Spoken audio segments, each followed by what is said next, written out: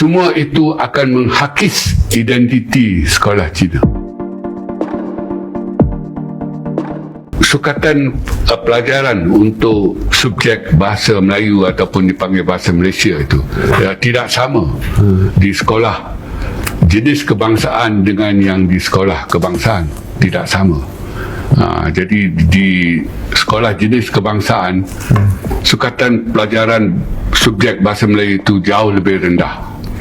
Dan pernah ada usaha daripada kerajaan untuk menyeragamkan sukatan pelajaran itu untuk disamaratakanlah.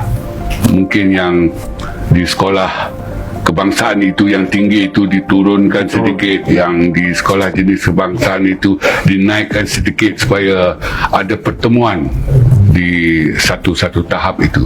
Tetapi itu dibantah dan ditolak habis-habisan oleh pemimpin-pemimpin Cina, aktivis pendidikan Cina.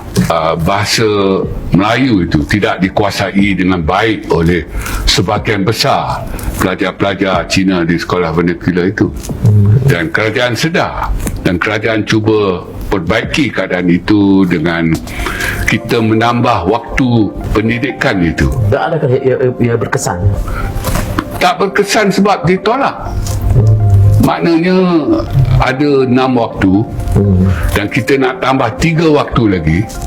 Itu pun di tahap 2, darjah 4, 5 dan 6. Bukan kita nak tambah di darjah 1, 2 dan 3 kan. Barangkali murid-murid itu terlalu kecil lagi. Dan itu ditolak habis-habisan oleh aktivis pendidikan Cina. Dan pada akhirnya mereka bersetuju, tetapi bukan 3 waktu yang ditambah, barangkali 1 ke 2. Maknanya kalau tambah 1 itu, kalau dalam istilah kita bercakap dalam bahasa Melayu itu tak dekat jelah gigi pun. Ya, betul. Jadi tidak ada kesan apa-apa. Jadi selalunya bila ada cadangan untuk memperbaiki mutu penguasaan bahasa Melayu di sekolah vernacular itu, ia akan cuba tidak diterima lah. Dan alasannya selalu semua itu akan menghakis identiti sekolah Cina. Sepatutnya tidak ada lah, sebab tidak ada di mana-mana di dunia ini yang ada orang Cina ada sekolah vernacular yang dibiaya oleh kerajaan. Tidak ada. Hanya di Malaysia saja. Maknanya kalau di Thailand mungkin ada sekolah vernacular, tetapi tidak dibiaya oleh kerajaan, swasta saja. Tetapi di negara kita, atas persetujuan kita dalam kontrak sosial, maka kita membenarkan wujudnya sekolah vernacular ini, dan ia bertambah-tambah menjadi 1/5 daripada jumlah sekolah di negara kita itu. Padahal ia aliran sampingan saja, bukan aliran utama. Tetapi jumlah sekolah itu dan barangkali akan bertambah lagi lah. Ya, masyarakat Cina Malaysia ni adalah masyarakat etno-linguistik, etno-bahasa. Ini bermakna bahasa itu adalah perkara yang paling penting dalam budaya mereka, bukan agama. Ini berbeza dengan orang Melayu Malaysia. Orang Melayu Malaysia ini adalah kelompok bukan etno-linguistik ataupun etno-bahasa. Mereka adalah kelompok etno-agama. Maknanya kalau di Malaysia ni, jangan usik Islam itu. Kita dapat lihat isu stalking sekarang ini, dan begitu sensitif lah.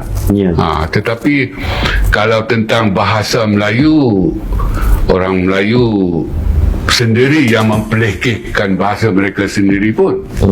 Tetapi orang Cina, mereka kelompok etno-linguistik, bahasa. Mereka pertahankan bahasa mereka itu melalui sekolah vernacular ini.